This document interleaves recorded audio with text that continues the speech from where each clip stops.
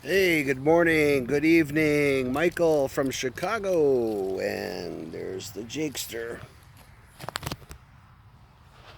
with his Notre Dame shirt on. Hey, Jake, say hello to them guys. Anyway, I wanted to tell you that, like a lot of you, I'm sure that you've traveled to different parts of the world or countries.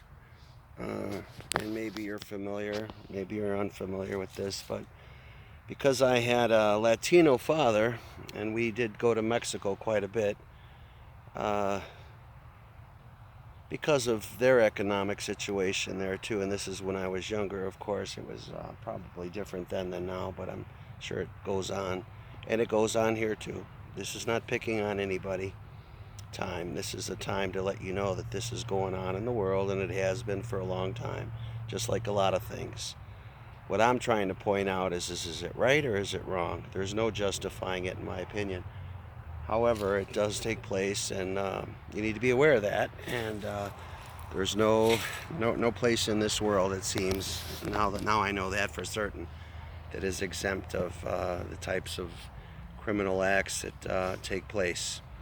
But anyway, when we would go to Mexico and we would hit the borders, because my father being Hispanic and knowing the language fluently, um, when that you were investigated, or you have to pull over sometimes or not, depends on how the border control feels at that particular time. But my dad could say something, that would just flash something that would get us easy access to whatever it is that we wanted. It was, and he just, the ropes, you know what I mean, as it were, and so what makes me a little nervous, especially about the one that I was talking to, is that her husband worked at the airport. So that arrangement could get really stupid or ugly at anyone's discretion except my own, and I'd be a far away far away from home is what I meant. Excuse me. So you got to be careful about a lot of things, and where you're at. When I was in Jamaica, now that, and I'd mentioned this in the past, that was a kind of a friendly place. The hustle was mostly on cabbing and stuff like that, going from one place to the other. It was desolate. There was a lot of dark places. I sat in huts with, you know, staunchest Rastafarians. Um, Smoke from a chalice, you know. But I didn't notice so much thievery, and hustle. Of course, I wasn't there for that. What I did notice was a lot of uh, very uninhibited people, the beaches, a lot of smoking going on, of course. Good music, reggae music, a lot of European women and men on the beach, clothing optional, so that was always fun. But I didn't notice all these fees everywhere I went. You got to pay for this, you got to pay for that, got to pay for this, got to pay for that. So that I didn't, notice as much as is there so much. There was a lot of selling of carvings and stuff like that, trinkets, a lot of weed, marijuana, whatever. I don't know what you call it, wherever you're from. Uh, so a lot of that, yeah. But the hustle wasn't. I did not feel at any time uncomfortable there, or felt like somebody was just trying to put their hand in my pocket or pickpocket me or something like that. So um,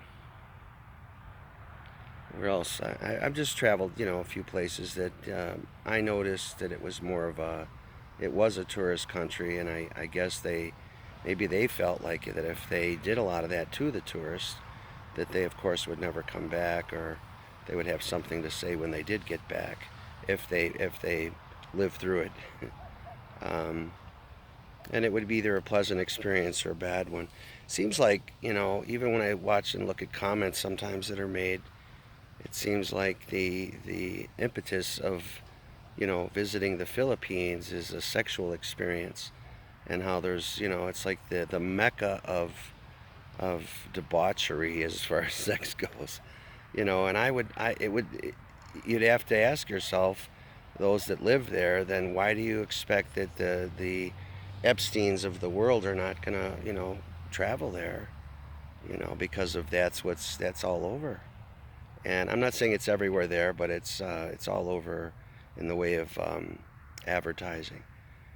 So what I find difficult, in the world is that sometimes you can tell the bad guys from the good guys. You don't know the difference sometimes, but if you can tell, you try to shy away from it. If you can't tell, you're just kind of in the mix, and you just got to take your chances. And that's a long way from home to take chances if, it could be anything from diseases to other things. So you have to be extremely careful. Uh, and that's what I'm doing. Hey, Angie, how are you? All right. Derek's trying to get through to me, but I'm doing a video. Yeah. Anyway, yeah, so you got to be careful about all of that. Um, Tell him where I'm sitting, though, if you see him before I do. Um, you have to be careful. And then the thing is that if you go there, I don't know if you're like Mr. Big Bucks or whatever, but if you're just trying to save even more because you are a tourist and you're trying to budget yourself and you realize what this costs versus what that costs, and then people go to freelancers is what I'm seeing, which is just independence. I guess some of that is governed by, the proprietor is having these females checked out on a regular basis.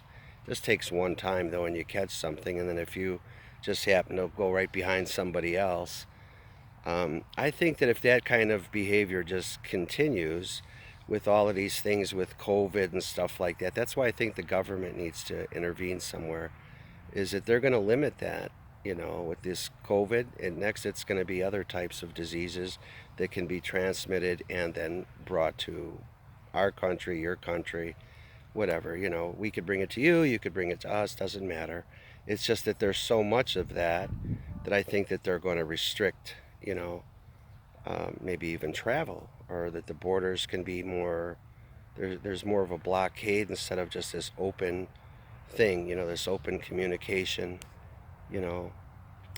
And let me see, I'm talking about a good many things. And then those that are, like I said, looking for a spouse, that's all they're looking for. Even if you have a kid or two, work on maybe that coming to you or to us if you think it's better somewhere else. Um, and then once you do that, then you work on your own personal family, and just give what you can, but not on a regular basis like it's a bill. You don't want to do that. And I don't feel that way in my heart, by the way. I don't want anyone to think that I'm, some low-life cheapskate that's trying to get away with, taking care of a family. Your own, I understand, but if your own is a very big family, if you're budgeting yourself, because things here, by comparison, I would say are the same, really. If what you pay in rent there is 500, we might pay 15. So, so it's just, you have to understand that it's not as good as you might think, everywhere, and that everyone's just got pockets of money that they can just throw around very freely. So it's not because, we're cheap or we don't understand your policy or your reasons for wanting to do that, as much as we understand that we're limited, just like you are, in maybe not in the same ways, but in other ways. So, you have to understand that Americans, maybe Canadians and other types, they're living on sometimes shoestring budgets, and they're not being compensated through other types of things, YouTube's affiliate companies that are giving them, residual monies for or commissions for sales. They're just their budget is tight, and it's not that they're not big-hearted or that they don't love family. I don't want to give that impression, or that they're cheap. It's just that they want a partner that's going to work with them and not tax them with too much on their shoulders, and expect them to go out there and then try to, do so much because there's so many people to feed in the house, not your house, but in, the family circle or whatever. So I would think that that's what most Americans would be afraid of is that they're not just going to get the woman, they're going to get the whole, like they say here, you got to buy the package. It's a package deal. The package deal is maybe a kid or two, and a guy understands that, but there's risks involved there. He doesn't want to fall in love with a family, a ready-made family, and then for whatever reason they decide that they don't like the situation, or and then they take off, you know. But I am enjoying a very beautiful day. It's going to be in the 70s, I guess, now for the rest of the week. Until Monday, I guess we are expecting some rain. And this good weather is going to be short-lived. But wanted to share with you my thoughts again. Like and subscribe. I'm going to keep them coming. We're gonna put a stop. Hopefully, I don't know. And it's what's next? Mexico. I should work on Mexico or another part of the world. But I didn't have that experience there. Of course, I'm older now, but what I did see when I was younger is probably still going on somewhere else. You know, but we got to be careful about all of this conning and stuff like that, and what we're doing as far as building alliances and friendships and closeness. We're going to need each other one of these days, and we got to stop doing it the way people are doing it. It's just wrong. You got to admit, I mean, whatever the reason is, there's got to be a different way. I mean, I know you're tired and taxed and wondering how you're ever going to get ahead or have the things that some people have and others don't. But doing it hook or crook is not the way to go about it. We got to find another way. As a world, as a people of the world, as a community, trying to share thoughts and ideas, on YouTube or elsewhere in our churches and places like that, we got to find another way, a better way for all of us, and work together doing that.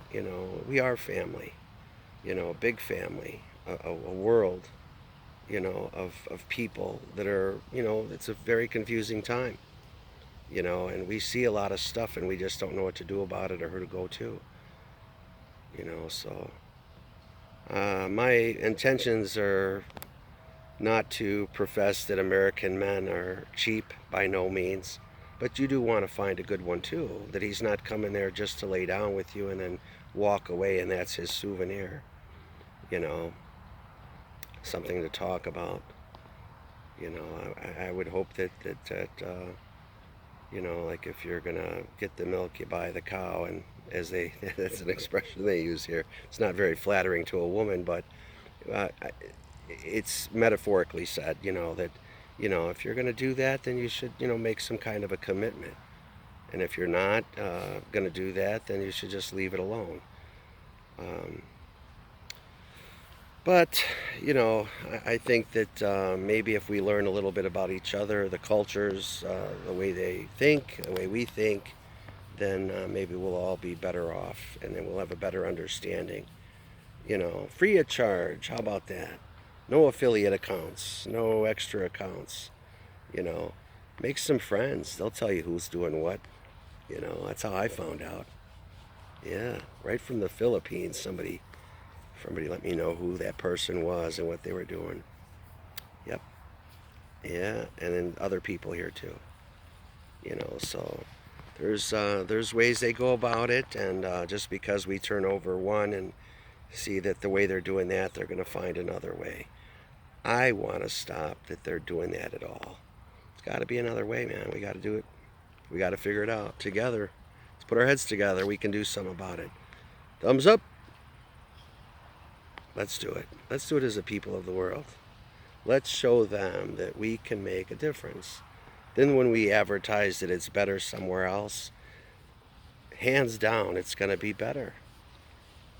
No compromise, And if there is one, with apology, like, oh, let's somehow make that up to you. We didn't want to leave that impression. That's how I run my businesses. I had cleaning service and a day spa, very nice day spa. Very nice, actually. And if there was a mistake, my fault or not, we found a way to make our customer happy. So, to make your customers happy and to make your tourists that visit there happy, make their experience a pleasant one, instead of, that they're walking around wondering who's going to get them next. That is going on here in Chicago too, but we avoid that at all cost. We don't just throw you in there and then just see if you sink or swim. That would be very cruel to do that, and it would be, of course, foreign to you. Maybe not so much, or maybe it would be, I don't know. But I tell you what, if it did happen, there's police on every corner, fire department, ambulance, hospitals. You're going to get quick attention, here in America versus there, or Jamaica. I know what it's like going to those places too. It's not like you see those things on every corner. Mexico, you don't as much as you would here, unless you're in a bigger city, but then you're just subject to all that anyway.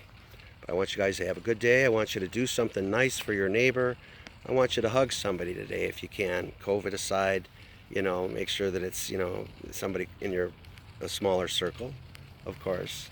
But to tell people you love them. Tell people that, you pray for them every day and that you want something better to come their way, instead of looking for ways to hustle people online or offline.